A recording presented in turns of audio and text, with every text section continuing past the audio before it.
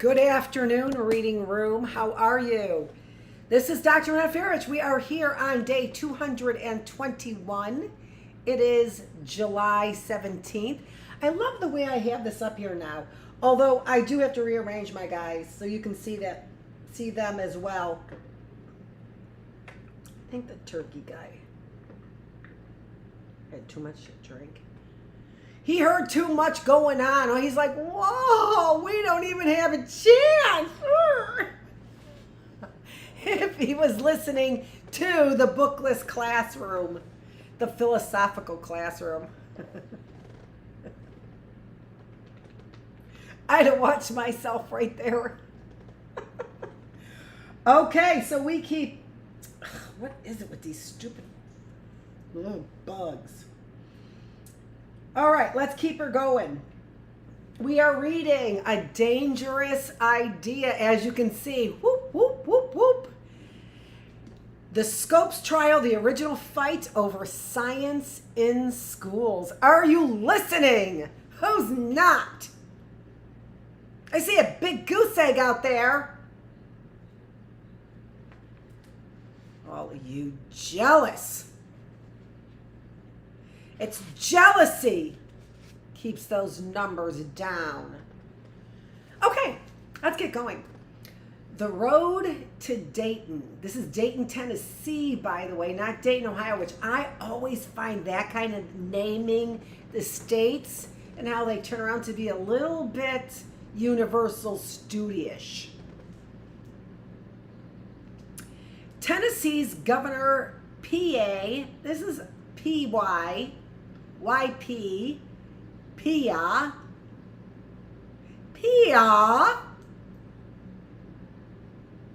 might be excused for his failings as a seer. This is interesting, again, with the vocabulary.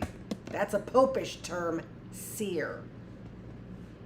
For how could he have predicted that the American Civil Liberties Union, an organization in New York City, would involve itself with Tennessee's law against teaching evolution? How could Governor Pia have anticipated a group of small-town boosters gathered around a drugstore table, dreaming up a legal proceeding to test the Butler Act purely out of a desire to draw attention to their little burg of Dayton? And could the governor have foreseen a high school teacher not so long out of high school himself, more or less saying to the drugstore clique, sure, yeah, arrest me, I don't mind? There was an element of randomness to John Scope's participation in the plan hatched at Robinson's drugstore in May 1925, less than 2 months after the Butler Act became law. He had finished his teaching duties the previous week and intended to go home to see his parents, who now lived in Paducah, Kentucky. But he'd stuck around Dayton in hopes of getting a date with a particular young woman. It never happened. So there he was playing tennis, killing time that fine morning when he was summoned to Robinson's. Randomness also largely defined how John came to be a teacher in Dayton in the first place. After graduating from the University of Kentucky, John had spent the summer at his parents' home until a last-minute job offer from Maria Central High School came his way. The football coach, who also taught algebra, physics, and chemistry, had resigned unexpectedly. John would take over as coach. He would take over the prior coach's teaching duties too. So John moved to Dayton and lived as a boarder with a local family. For fun, he went to the town's popular Saturday night dances. Like everyone else in Dayton, he went to church on Sundays.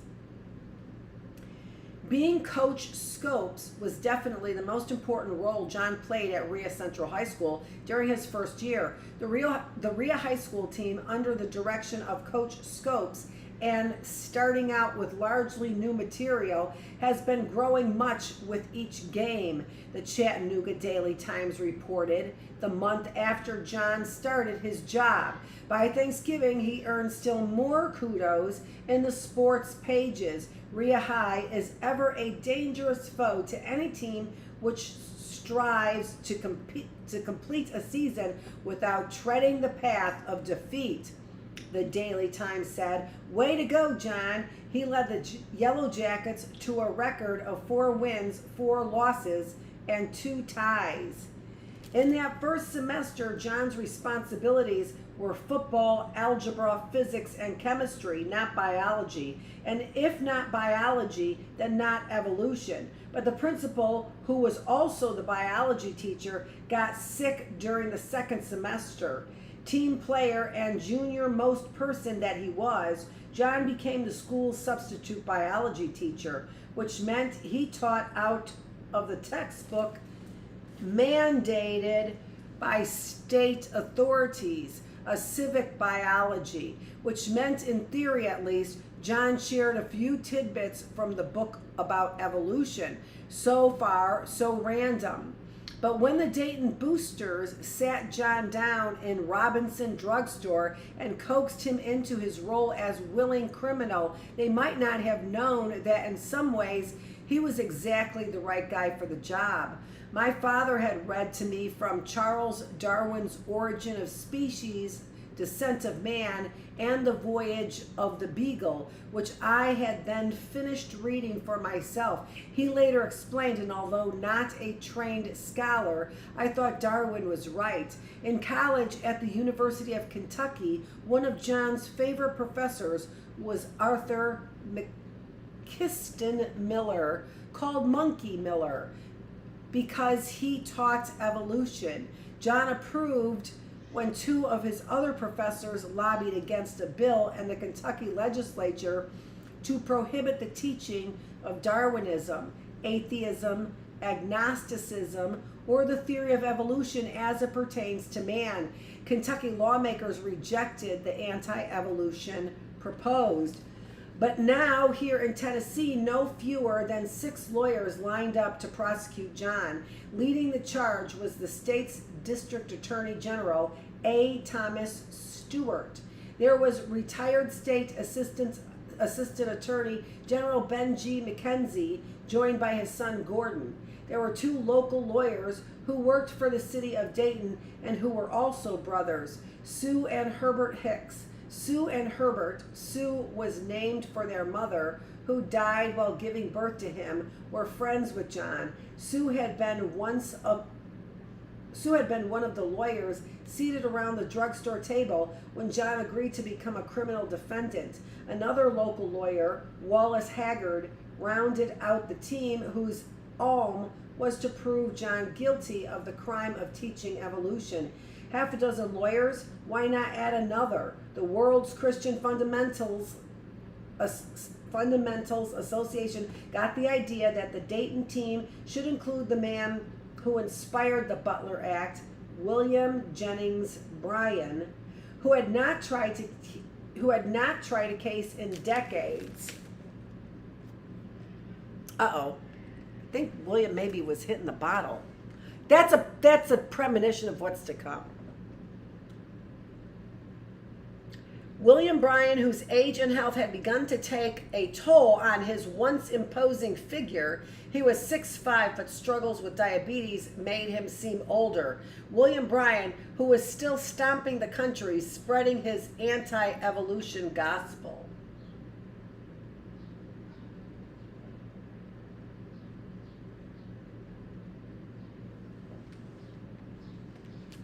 There he is, another picture of him. What I mean by that is sometimes I recognize him. I mean, that look, this is, I'm sorry, this is John Scopes. Coach Scopes filled in Ria Central High School regular biology teachers in 1925. Filled in for Ria Central High School's regular biology teacher Sorry, I screwed this all up. First of all, that's John Scopes. Let's start there.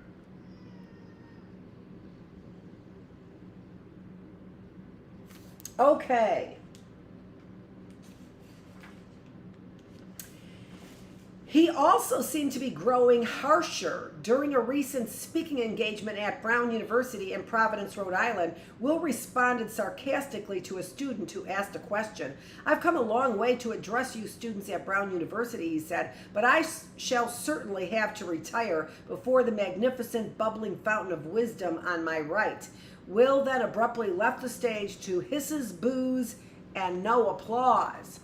Whether he was harsh or kind, fragile or hardy, the existing crew of prosecutors in Dayton wanted Will on their team. Sue Hicks reached out to him by letter, and he said yes. Will added one more lawyer, his son, William Jennings Bryan Jr., from Los Angeles. On John's side, a well-known Tennessee law professor, John Randolph Neal, showed up in Dayton looking for the young teacher almost immediately after his arrest. They met at the Hotel Aqua next to the drugstore.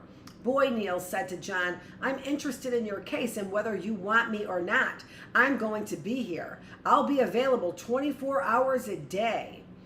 But the ACLU wanted eminent, impressive attorneys on the case, as John noted. Neal rarely impressed others favorably. He seemed always in need of a shave. His graying hair usually needed cutting and brushing. Often his clothes sagged or bagged or needed pressing. The ACLU had in mind several highly distinguished and well-groomed lawyers. Clarence Darrow, the nation's leading trial lawyer, was not on their list, but he was not the type of man to wait for an invitation. Like Will Bryan, Clarence had some health problems and his age was showing.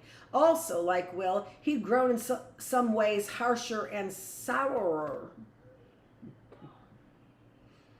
This revealed itself in his surprising about-face on the 19th Amendment to the Constitution, which in 1920 gave women the right to vote. Clarence had long supported women's rights, and yet he changed his mind when it came to their voting rights. It probably didn't help that the 18th Amendment, which outlawed the sale of alcoholic beverages across the United States and which he thought was a terrible idea, had gotten significant support from women's groups. But even an older, at 68, and curmudgeonly,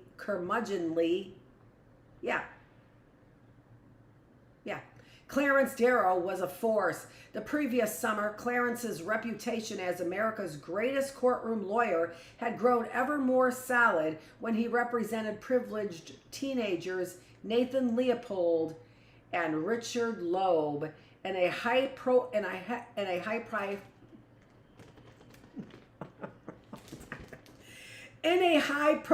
murder trial in Chicago. The murderers had confessed their guilt of the horrendous and premeditated felony, and most observers expected the judge to impose the death penalty. Clarence brought his best game and his abhorrence of capital punishment, speaking for days on end, weaving poetry and psychiatry and philosophy into his arguments.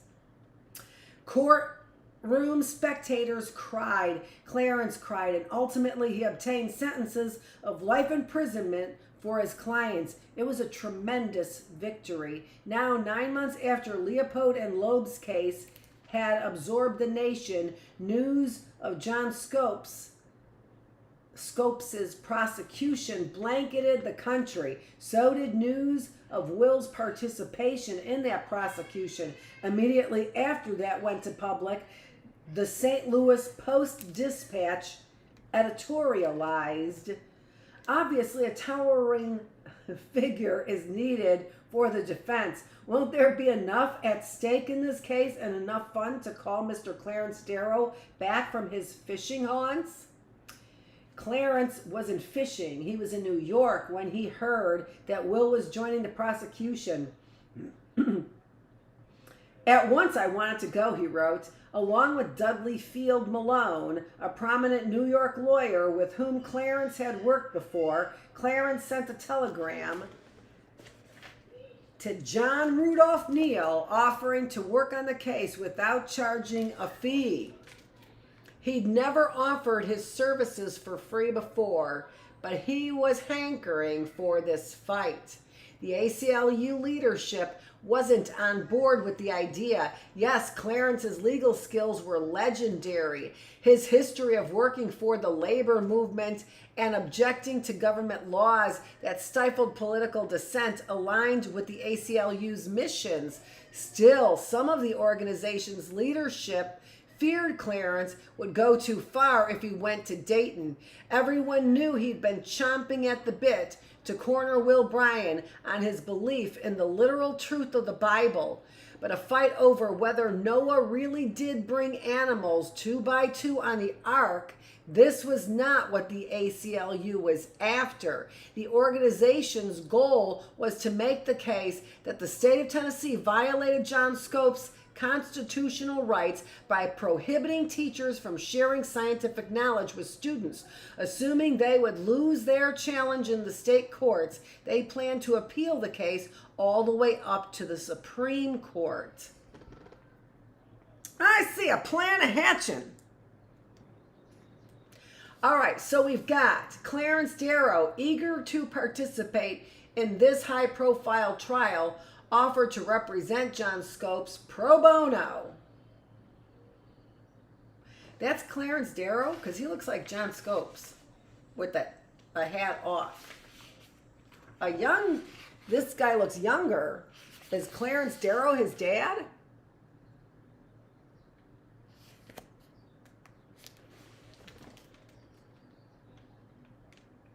There's no evidence to support that, Dr. Feravich. Both Bryan and Darrow were satirized in the media leading up to the trial. The Memphis Commercial Appeal at the right. Oh, here, that's right.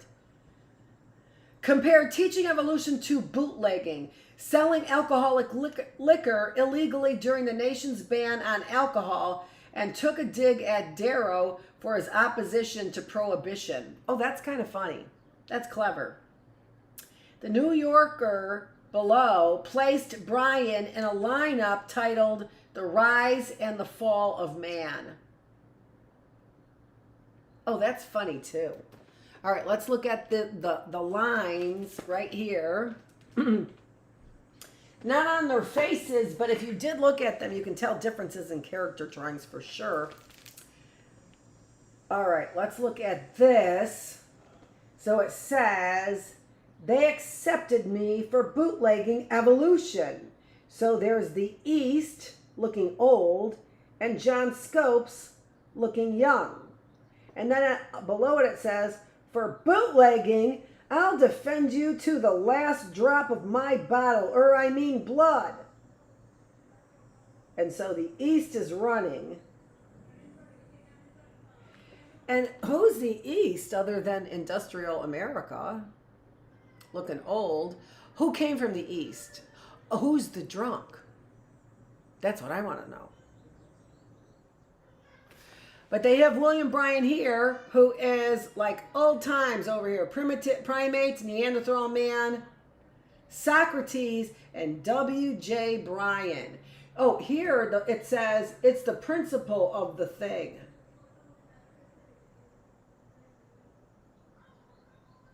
That looks like Darrow. So it looks to me like they're saying Darrow here has a drinking problem. Look at how she reads between the lines just to favor herself. Well, at least I know it. Go see my videos on biases, on self-esteem and biases. Okay, let me go close that door. Hold on, I'll be right back. Would you like a little music while I'm gone? I won't be that long, but who doesn't like a little music? The person who can't get to it fast enough. Oh, really? Because here it is.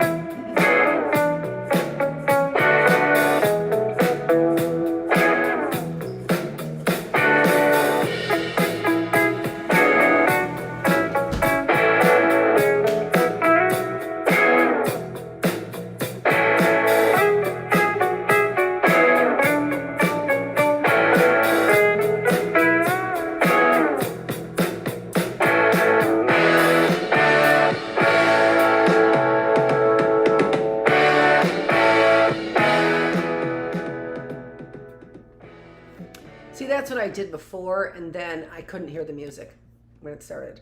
Okay. Yeah. All right, let's keep going.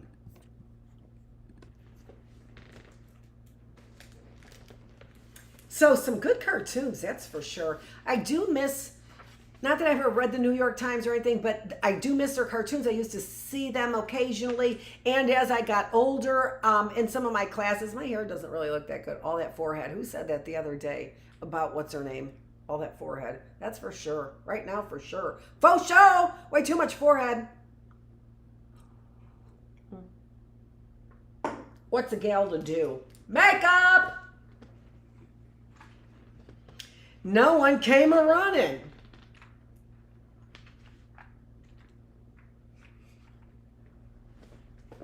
Keep things cleaned up. That's all I'm saying, early birds. I know it's reading room. A couple of weeks after Clarence made his offer, the ACLU brought John to New York for a series of meetings. Nearly every ACLU official and lawyer with whom he met advised against letting Clarence Darrow participate in John's defense. The arguments against Darrow were various. John wrote that he was too radical, that he was a headline hunter, that the trial would become a circus. The discussions went on and on. At a final hunch to conclude John's 2 days in New York, someone finally thought to ask him to weigh in. He did not hesitate. "I want Darrow," John said. John got his lawyer. Dayton and the nation got a promise of a celebrity slugfest. After years of sparring from afar, William Jennings Bryan and Clarence Darrow would be brawling face to face. Is this a brothel? See the philosophical classroom earlier. Chapter 12, the circus comes to town. Been there, done that. Let's go to chapter 13. No, kidding. "Well," said Will, after stepping down from the Southern Railway's Royal Palm train, "I'm here." It was early afternoon on Tuesday, July 7th, 1925. The Royal Palm's usual stop in this part of Tennessee was Chattanooga. For the great commoner, however, traveling from his home in Miami to take up duties in the state of Tennessee versus John Thomas Scopes, the railway made an unscheduled stop in Dayton. 300 people flocked to the station to greet Will. News photographers climbed on top of automobiles to get their shots. Even if you were at the back of the crowd at the station, you could not miss Will in his big white cork helmet. When the applause died down, Will said, "Long have I looked forward to getting to Dayton. I am ready for anything that is to be done." He didn't speak much longer. It had been a long trip. And now, when you think about that, they said they wanted it to go to the Supreme Court. So it looks like the ACLU wanted to lose that fight, and by adding Clarence Darrow to the fight, their chances of losing really decreased. Reading between the lines with Dr. Feravich. That's what the reading room was going to be called, except for the fact that, no, the other classes are it. We're supposed to be reading here, aren't we? See, that's what I do with my forehead. Raise a little brow.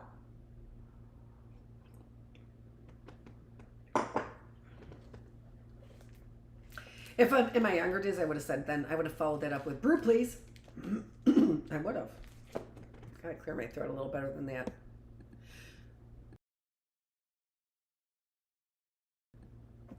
If you don't know what's going on, that really does have to do with parasites, because they really do make their cycle, and I have been getting rid of them, but I don't know to the extent of which I should be doing it on a regular daily basis. You know what I'm saying?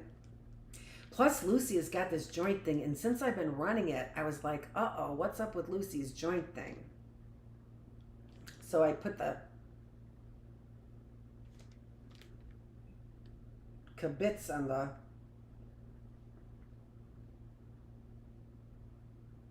electromagnetic therapy. And you can see that it's still, I can see that it still is generating reverbs. 300 people flocked to the station to greet I already read that. After a rest and lunch, Will strolled around Dayton, pith helmet on his head.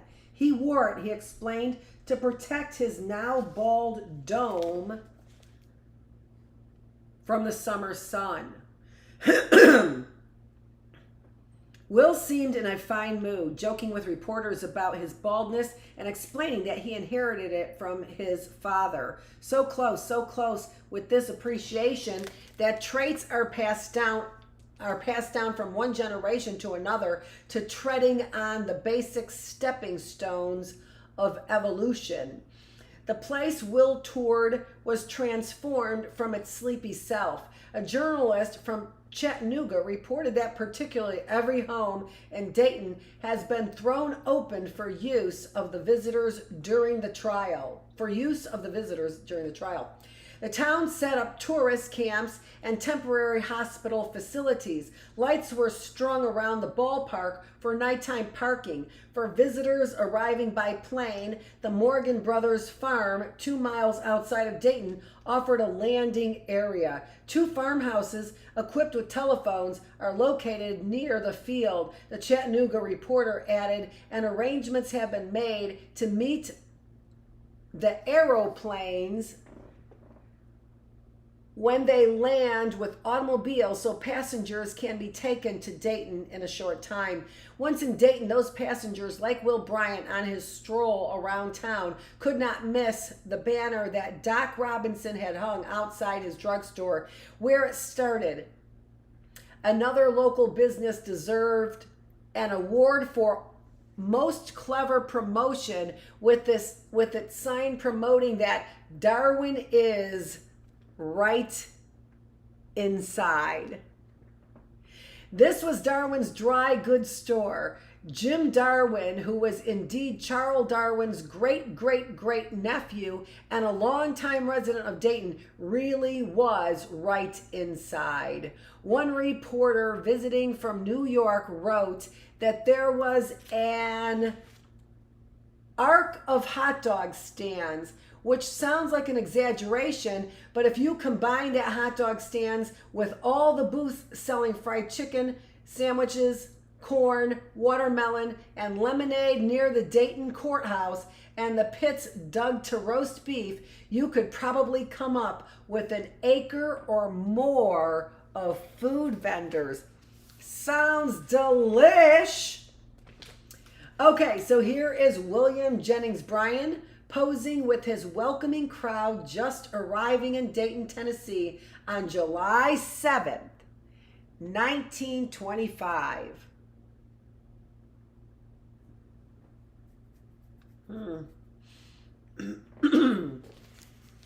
Think they're filming that in Milford? I do. This is coming right down to it. I mean, this is a familiarity here. The sign outside Darwin's dry goods store in Dayton announced the proprietor's familial connection to the notorious naturalist.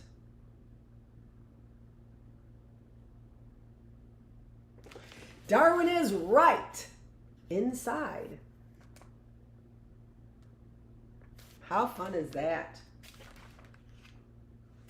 Let's take a look at the pictures on these 2 pages. First, people and street vendors gathering in Dayton a few days before the start of the trial. And then on this side, chimpanzee Joe Mendy performed for children during his visit to Dayton during the trial.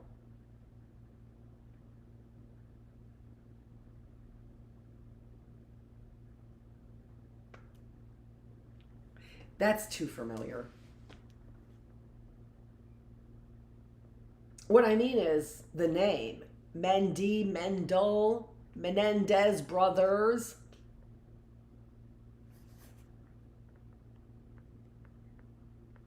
And, you know, I don't know.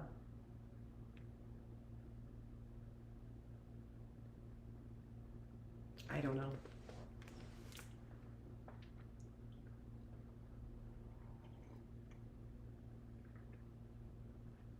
I do remember that picture. It was with my Uncle Rudy. That's who it was with.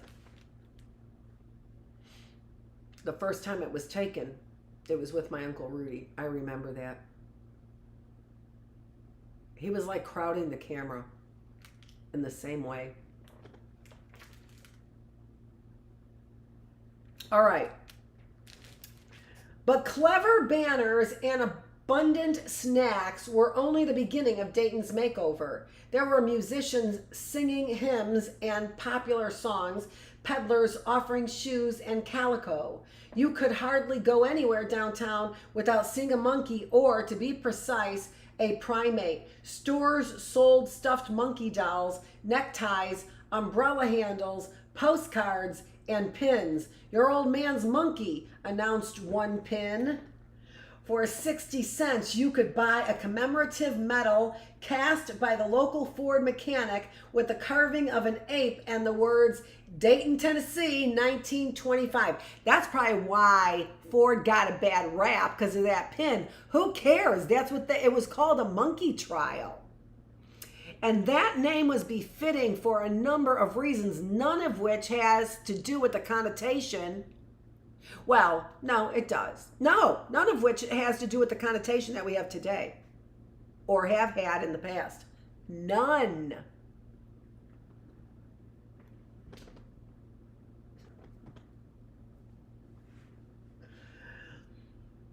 A live-trained chimpanzee named Joe Mendy, dressed like a proper gentleman, came to Dayton with his owner to entertain the gathering crowds. The Dayton Hotel installed a gorilla exhibit in its lobby.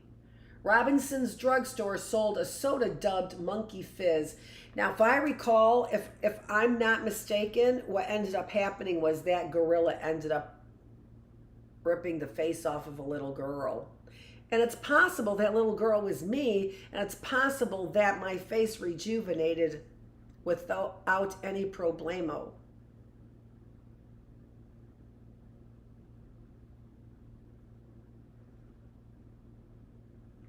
I don't know. I mean, you know, I don't know. Clearly, people had to make Clearly, people had to make money on these shows. All right? Now, if you extend that, if you generalize that to be that part of that monkey show is me, and I was able to actually forego what I have seen to be, in my memory, people using wires to, you know,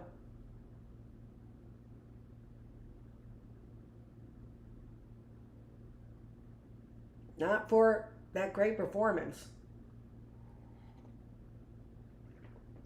to shut me up.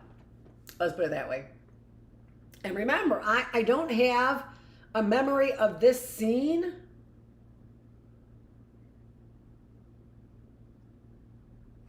I don't know.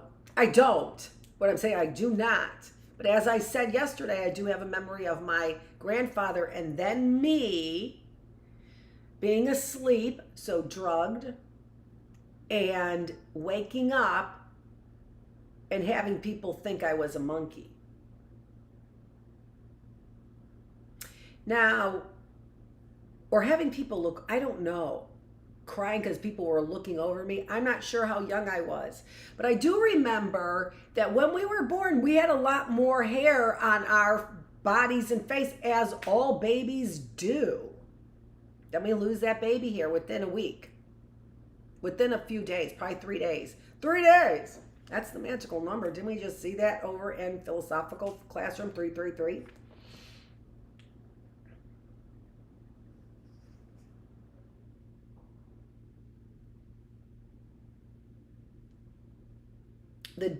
So again, and then there were stories that I remember of that gorilla ripping a woman's face off. Or actually a little girl's.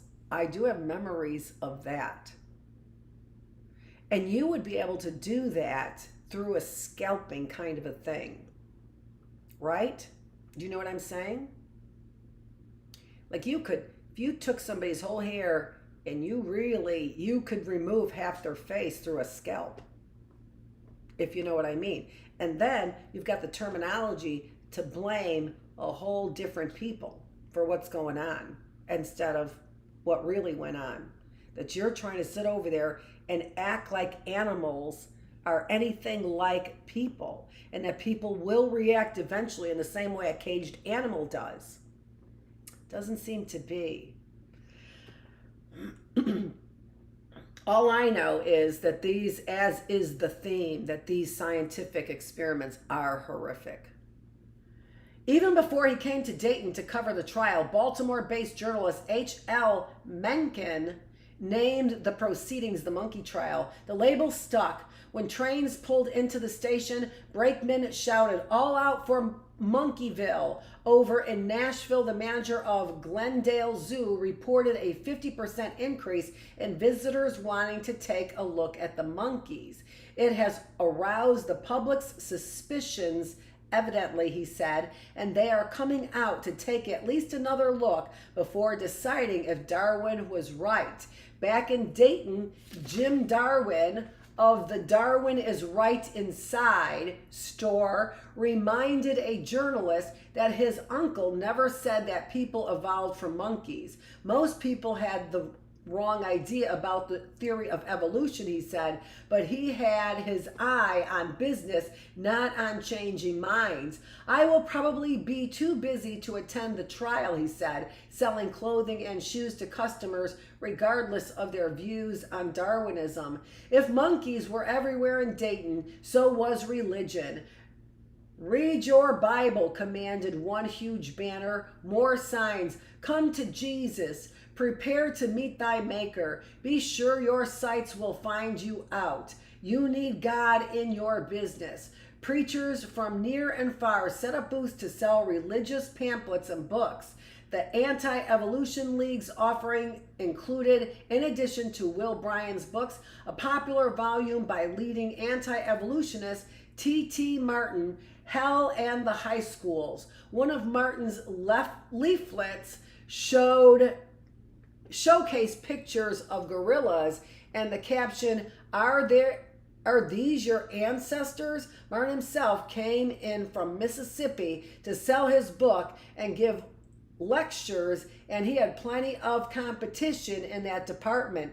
Everyone with an idea or two in his head, it seemed, came to Dayton to make a speech. But none of these anti-evolution preachers and speakers could compete with the real deal, William Jennings Bryan. He was the anti-evolutionist who people came to see and hear.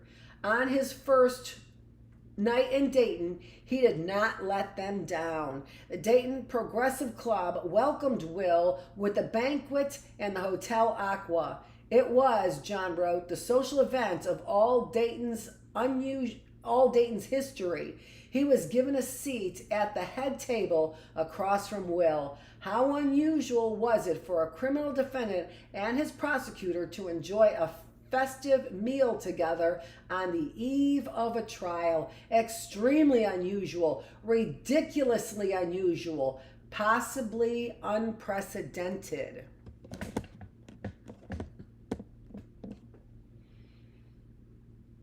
The dining room was filled with leading citizens as well as anyone who could afford to buy a ticket. "John," Will said, "I know you." Oh yes, John remembered, but he wasn't expecting this great and famous man who had met thousands and thousands of people in his life to remember him. "I think you're one of those high school students who made a disturbance at the commencement address I delivered in Salem several years ago." Will continued laughing. John smiled. "John, we are on opposite sides this time," Will said. "I hope we will not let that interfere in any way with our relationship." "Mr. Bryan, everyone has the right to think in accordance with the way he sees things and to act accordingly," John replied. "Believing differently on some issues should not influence the degree of respect and friendship one has for another."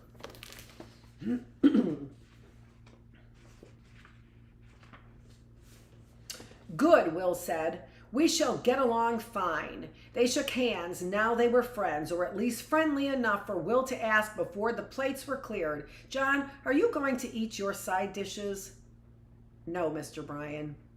John wasn't much of an eater and hadn't touched his corn and potatoes. Will was known to have a considerable appetite. He gladly wolfed down John's leftovers. After dinner, what did Will did what he did best. He gave a speech. The contest between evolution and Christianity is a duel to the death, Will declared. It has been in the past a death struggle in the darkness. From this time on, it will be a death grapple in the light. His voice, that famous instrument, throbbed with emotion. He noted how fitting it was for the trial to defeat evolution to take place in the little town of Dayton, because Bethlehem and Nazareth, the locals central to the life of Jesus Christ, were also little towns. He complimented the audience's reputation. I will put the character of the people of Tennessee against that of any people in the United States. Will was still a folksy, friendly, comfortable orator, at least when facing a welcoming audience.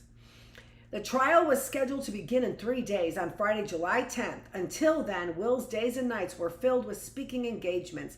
He made news whenever he spoke, warns that if defeated in the courts, the Bible will be put into the Constitution.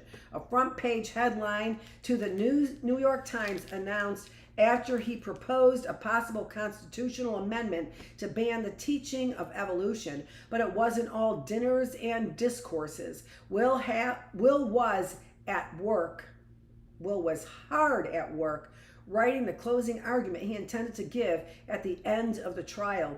He was working for 2 months on the speech, a reporter revealed. It will undoubtedly be his greatest oratorical effort since his famous Cross of Gold speech, which lifted him from obscurity and made him a presidential candidate for the first time. Town leaders put on a separate banquet on a different night for the nation's most accomplished practitioner of the art of the closing argument, Clarence Darrow. Before coming to town, Clarence would not have won any popularity contest in Dayton. It wasn't only Darrow's godless reputation that marked him, it was also his image as a big city Chicago lawyer come to their little village to lord his urban values over them. But there at the Hotel Aqua, in his after-dinner remarks, Clarence did what he did best. He won over an audience that started out against him. Big city lawyer? Not at all.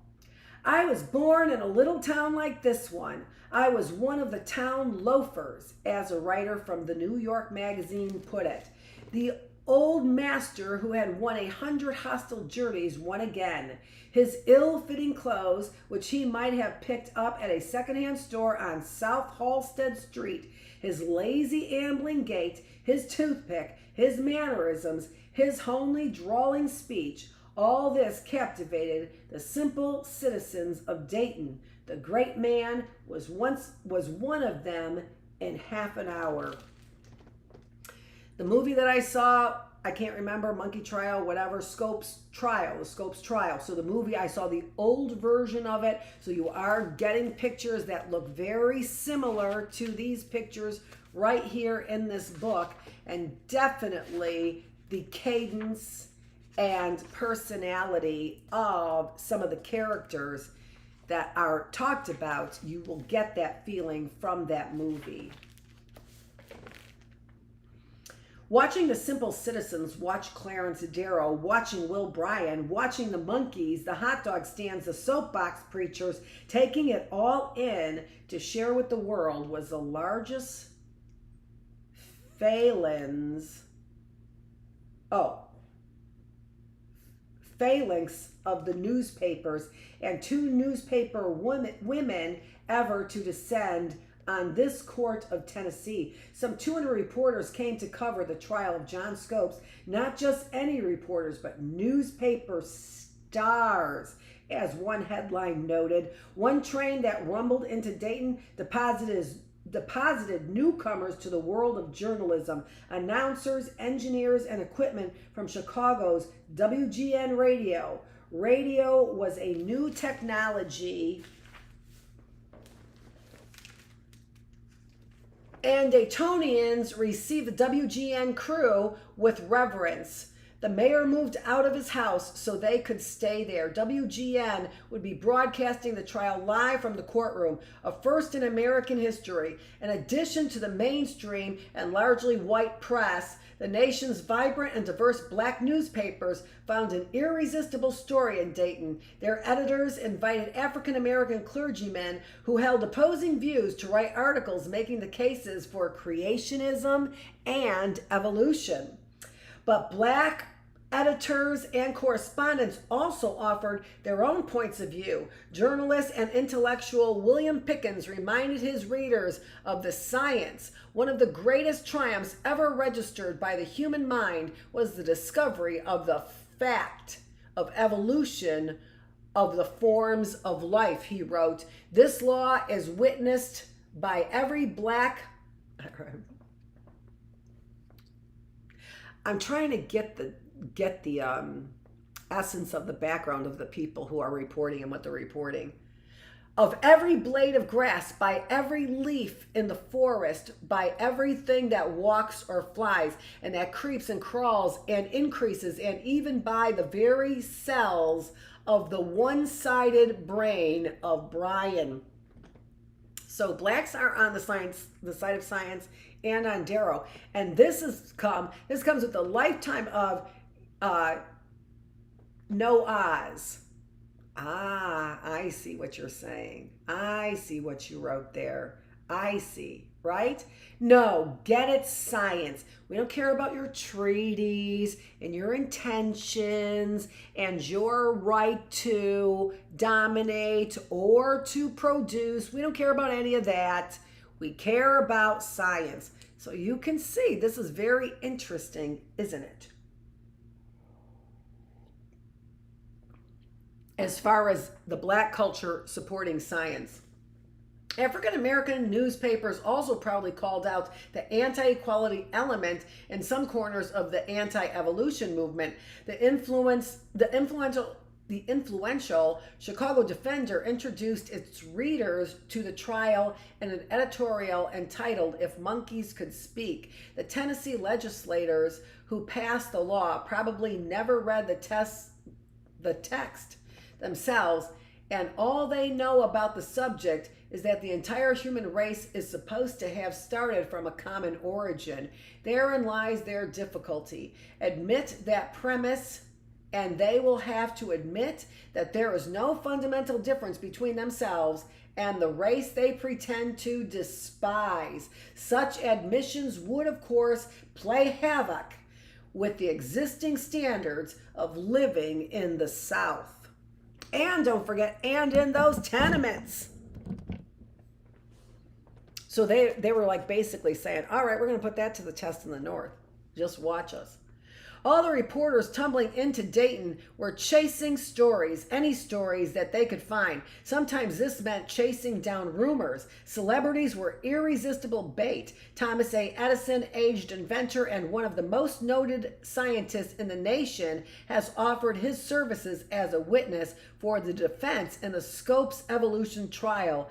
It was announced by John R. Neal, leading defense counsel. Tuesday, the Chattanooga News reported Mrs. Thomas A. Edison, speaking for her husband, said Tuesday night over the telephone from Orange, New Jersey, that Mr. Edison had not offered to attend the Scopes trial and had no intention of being present, retorted the Nashville Banner the next day. Oh, sounds like he wanted a personal invitation. Here's the picture of John Scopes welcoming Clarence Darrow to Dayton, Tennessee, July 9th, 1925.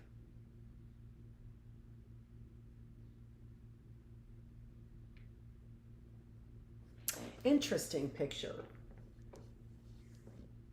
Or it looks like Darrow isn't even looking at him. If that's Darrow. Or this could be Darrow, though. This looks like father and son, right? That's John Scopes. That's right. So there's Darrow, not even looking at him. Oh no, this is John Scopes. Who's this? His twin brother? He's on both sides? He's a Biden?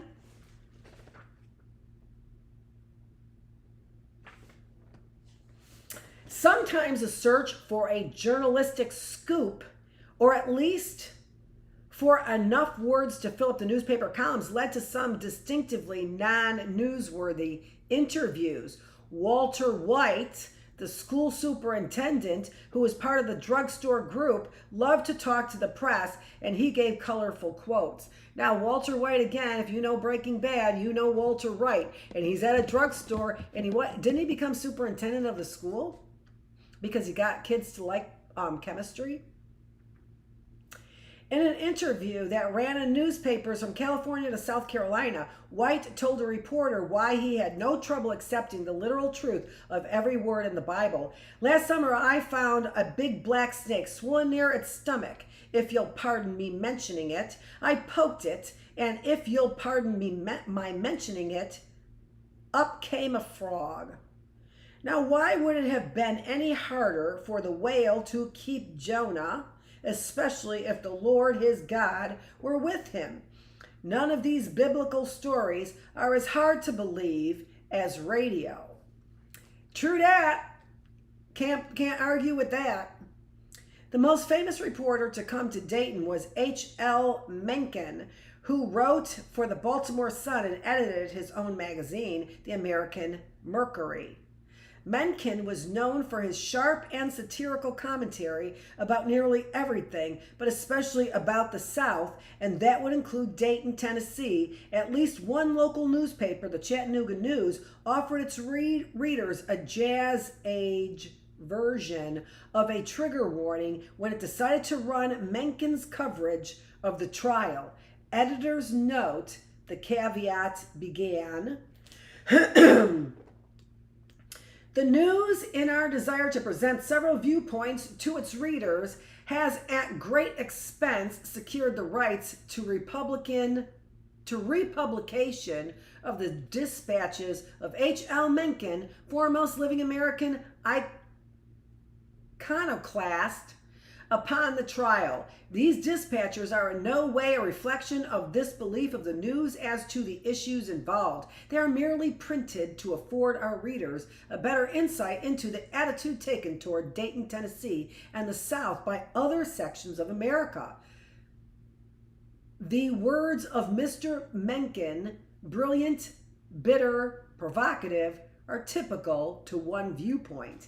The editor had Mencken pegged. It wasn't long before local folks were insulted by Mencken's descriptions of them as morons, hillbillies, yokels, and peasants, fed a steady diet of degraded nonsense by country preachers. And that was just what he served up in a single article. The Chattanooga News was also the journalistic home of Nellie Kenyon, one of the two women covering the goings-on in Dayton. Nellie was only a few years older than John Scopes. It was Nellie who wrote the feature on Jim Darwin and the peculiar coincidence, as she put it, of his family relationship with Uncle Charles Darwin. Nellie followed this in late June by breaking the story of the drugstore clique, that is, how the case against John was cooked up by town leaders in Robinson's drugstore. Here is the inside story of the origin of the famous Scopes case. The exclusive report began with a prominent copyright notice displayed to scare off anyone tempted to steal it and palm it off as their own work. The arrest of the young Rhea County High School professor for violating Tennessee's new Anti-Evolution Act didn't just happen. A big scoop. Check. The nation's most prominent journalist. Check. A face-off between, take your pick, good versus evil, knowledge versus ignorance, country folk versus city slickers. Check. Celebrity lawyers. Double check. And so all the boxes signifying a giant media event were ticked. most attention focused on that double check box. William Jennings Bryan and Clarence Darrow are in the ring. The rest are but shadows, wrote one columnist, who proceeded to describe Will's mighty lion-like head and priestly air and Clarence's inquisitive eyes and wit-like cunning sword. As for John Thomas Scopes, the writer concluded, he is there somewhere. Yes, he was. He wasn't the center of attention, but the post office had no trouble finding John. The case was famous enough that he received mail simply addressed to John T. Scopes, United States of America. One letter called him a contemptible cur. Another from a local woman said he should be burned at the stake. Another suggested that he should be hanged. It's fair to assume, if also strange to contemplate, that the letter writers' violent reactions to John were all prompted by their unshakable attachment to Christianity as they understood it. That was the fall of the Jews, stated exactly like that in Scripture. Everyone to their own understanding as they understood it. Talk about a prophecy. Talk about a prophecy. And take a look at, I have to drive you to that, Novi Oak Point Church. I have to drive you to Novi Oak Point Church, where I have the whole Bible as it is described, as it is explained, 5.5 years from Oak Point Church there. I've had 2,000 visitors, almost 3,000 visitors to that playlist, the entire playlist. It's called The Entire Bible, and you can look that up in my playlist. But there is a part in there that really hits home how our downfall is as they understood it. Another suggested that he should be hanged.